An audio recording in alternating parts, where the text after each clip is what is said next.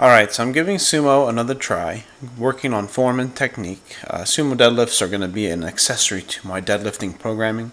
However, because I'm so horrible at them, or my technique is very incorrect with any challenging weight, I have to start light. So it's going to be a while before I will see any carryover to improving my strength from the sumo into my conventional, or vice versa.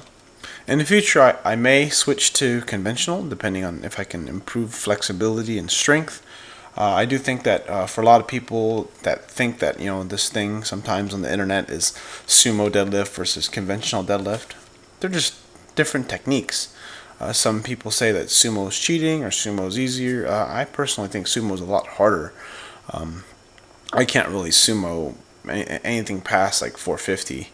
I just can't keep the right position with the hips. You're supposed to drop basically your crotch to the bar, and then lock out. You can tell that my sumo deadlifts are actually pretty decent for these repetitions. The form is good because then there's like this little whip at the top.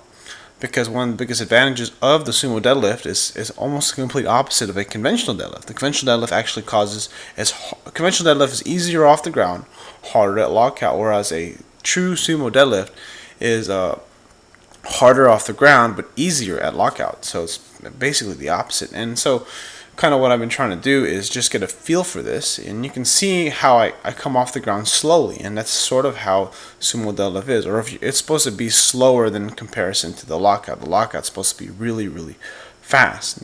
And I'm just trying to model my deadlifting technique from watching Dan Green videos and watching other good sumo deadlifters like my friend Workout to Eat on Instagram.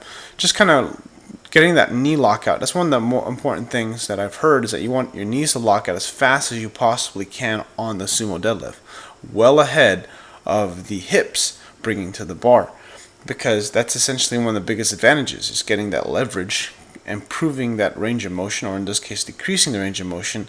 That way you can lift more weight. But we're going to find out if this actually works. But I mean, I'm just going to incorporate it because it's just a way to build skill in a movement, just like what I'm doing with power cleans and snatches. Alright, thanks for watching, and I'll see you guys on the next video.